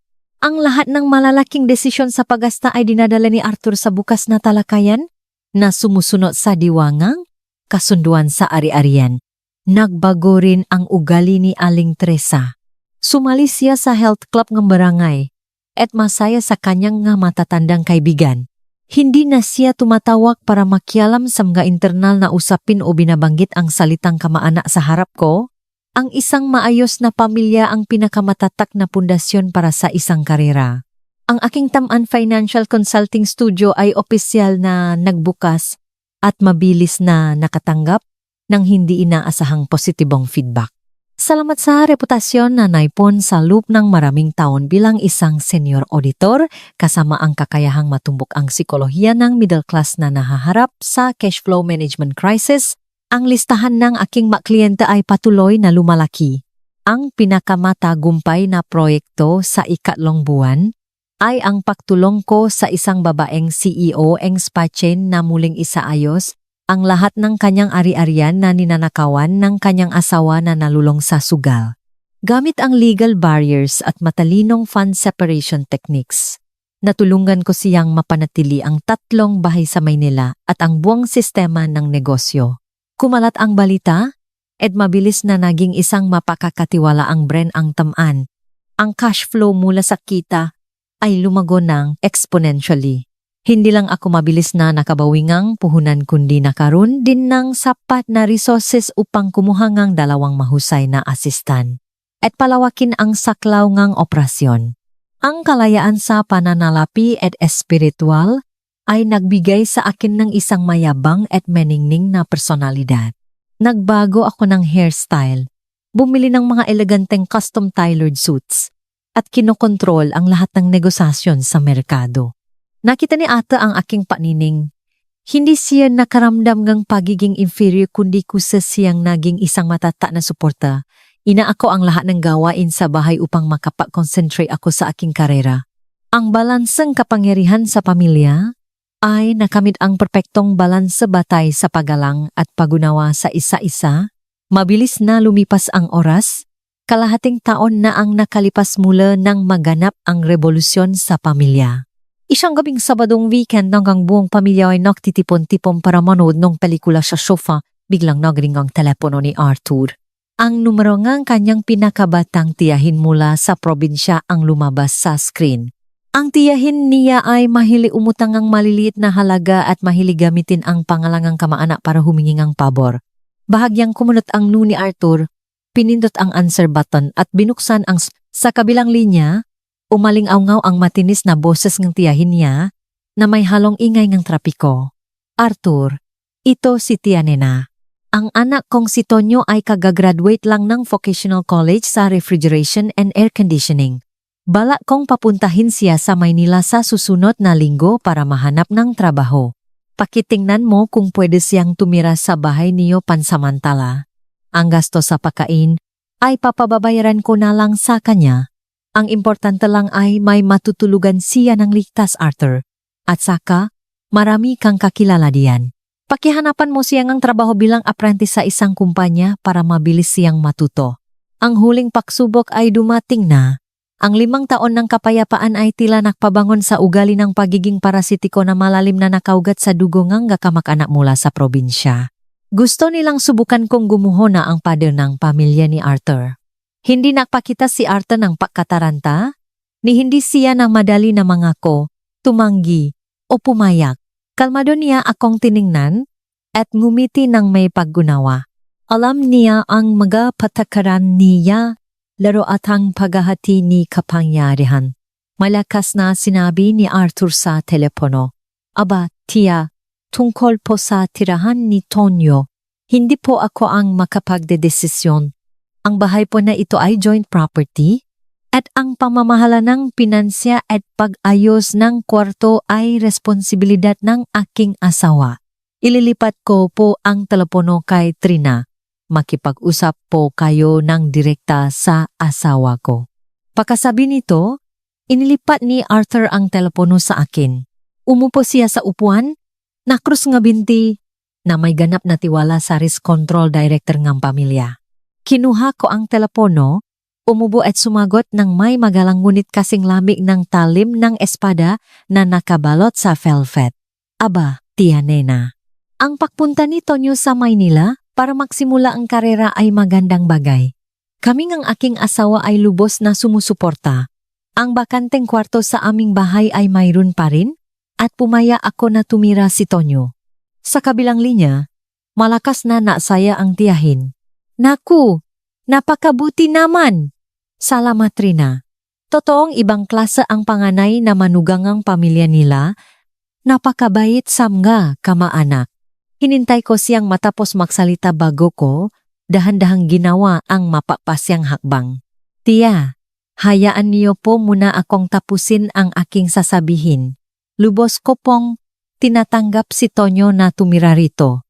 Gayunpaman, ayon sa patakaran pamamahalangang pinansya ng aming pamilya, ang lahat ng bakanteng espasyo ay ginagawang halaga ng pera. Ang upas sa kwarto sa distrito na ito ay kasalukuyan ay 9,000 piso sa isang buwan. Dahil po sa pagiging malapit na kamaanak, Babawasan ko po ang 20% ang upa para kay Tonyo. Kaya ang upa sa kwarto ay magiging 7,000 piso sa isang buwan. Ang kuryente at tubig ay babayaran ayon sa ginamit batay sa sarili niyang metro. Paisipan po ninyo at ni Tonyo ng mabuti. Kung pumaya po kayo, ilipat niyo po muna ang 3 buwan na down payment sa akin para makapahira ako ang maglilinis ng kwarto. Tungkol po sa paghahanap ng trabaho, ako po ay nasa financial network, hindi po ako kilala sa refrigeration and air conditioning. Malaki na po si Tonyo, kailangan po niyang siya mismo ang magdalang kanyang resume para sa interview, tiya. Ang lubos na katahimikan ay bumalo sa kabilang linya. Walang sunod-sunod na pasasalamat, ni walang anumang pagtutol. Ang aking kalinawan, na kasing lami ngang gilo, ay ganap na pinigilan ang anumang intensyon na samantalahin ang awa para makinabang. Bumulong-bulong ng ilang walang kabuluhang salita ang tiyahin, at pagkatapos ay mabilis na ibinaba ang telepono. Ang tuyong tunok ng pagbaba ng tawag ay umalingaw-ngaw ngunit nagdulot ng pakiramdam ng ganap na tagumpay. Ibinigay ko ang telepono kay Arthur. Tiningnan niya ako, itinuro ang kanyang hinlalaki bilang paghanga. Ang tunay na labanan ay natapos na. Hindi lamang ako nakapagprotekta sa aking maliit na pamilya, kundi nakaliha din ng isang permanenteng hangganan na hindi maaring labagin. Isang hangganan na binuo sa pamamagitan ng katalinuhan, determinasyon, at matatak na lakas ng loob ng isang babae na may kontrol sa kanyang buhay.